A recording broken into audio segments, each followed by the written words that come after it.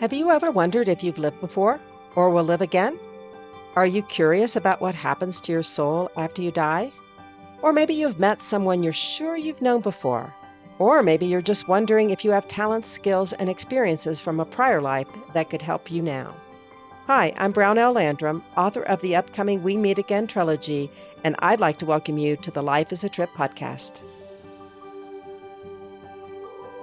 The following story, The Dream of Worlds of Different World, was written by Dr. Sharda Bhaktandani from India. Sharda was inspired to write the story because of recurring dreams she had in childhood when she didn't know anything about science and before the internet.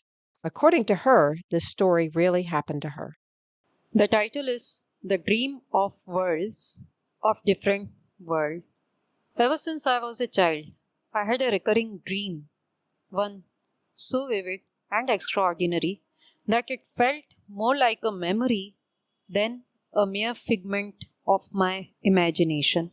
When I tried to share this in the Science of Reincarnation group, they dismissed me. But this dream, my truth, was something I couldn't escape.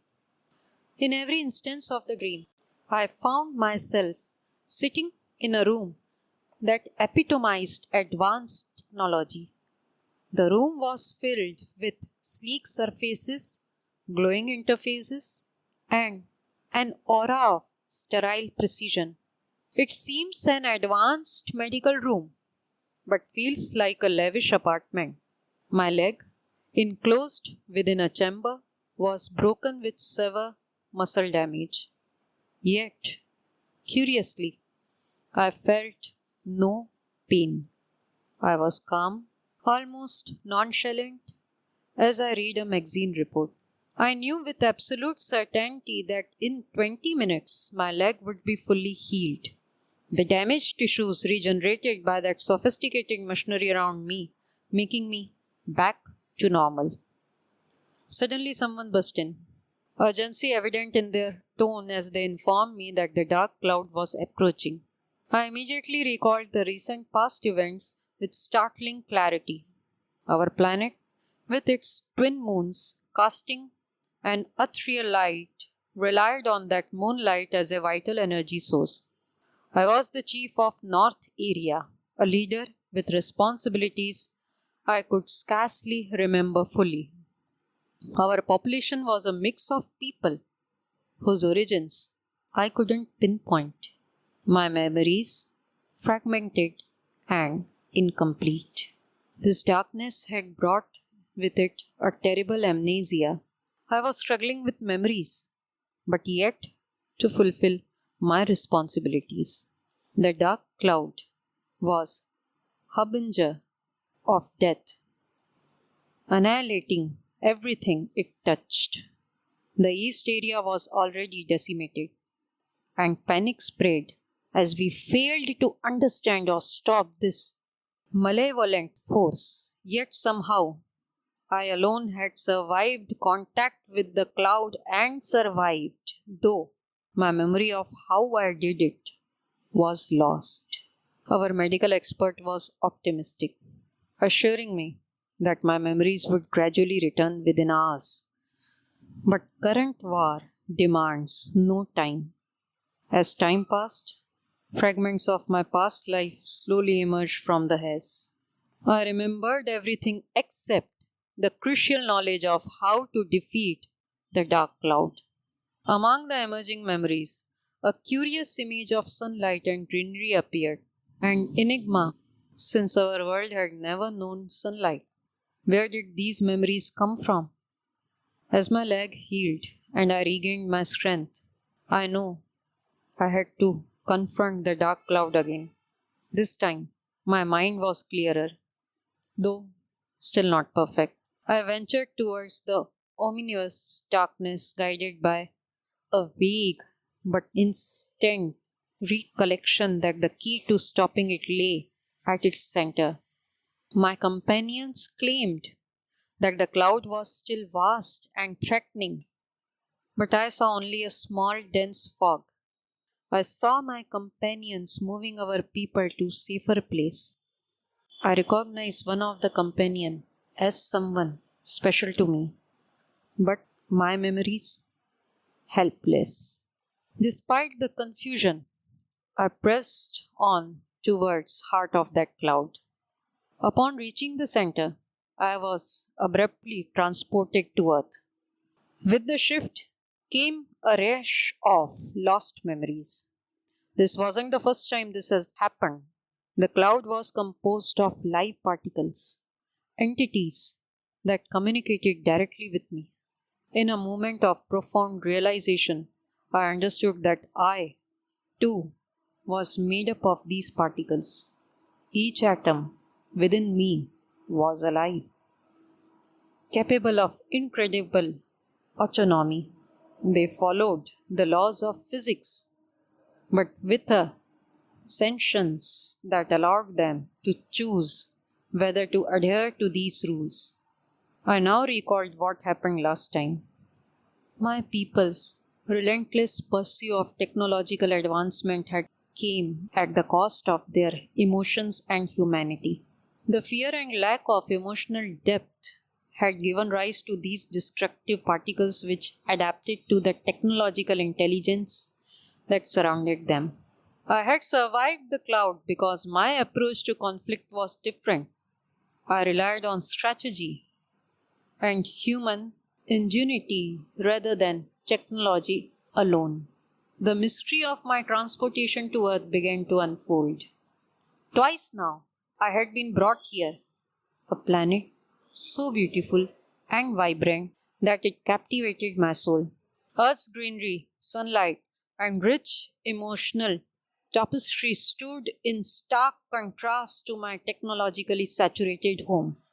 I never returned to my planet after the second time, and over countless lifetimes, I found myself reborn on Earth.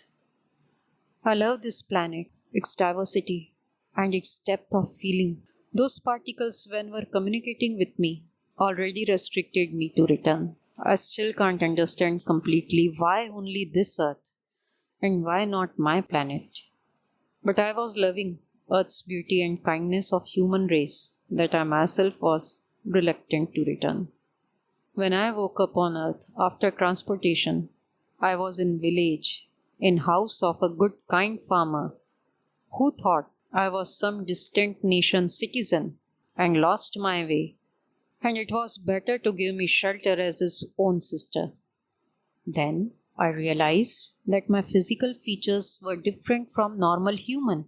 I was 9 foot tall, pale skinned, and with big eyes. But within a month, my skin color changed to normal human. I love the greenery and sun. My two companions somehow came to find me and help me to return to my planet. I realized one of them was same person with emotional attachment with me. To be honest, I promoted him in my team because I thought that he is capable to protect our people, but for everyone in my team, he was selfish and my soft corner for him was inappropriate. Was it love? No, because we only learnt about war, never for emotions. Whatever emotions I learnt was from earth, and with that knowledge, I can say that it was never love, just my favor, which everyone misunderstood, including him. They tried to convince me for return, and I rejected. Why would I accept when I know I will be back on earth? So in return, they asked me method to deal with that cloud. How could I make them to understand that the cloud is side effect of our own creations? Our technology ended our nature, which in turn was destroying us. They thought I was still in amnesia and tried to abduct me. My lifesaver villagers thrown them out of that area. I never saw them again in that life and lived a struggled yet beautiful life on earth in every reincarnation. However, recent advancement in artificial intelligence on earth began to alarm me. The parallels to my past life were too striking to ignore.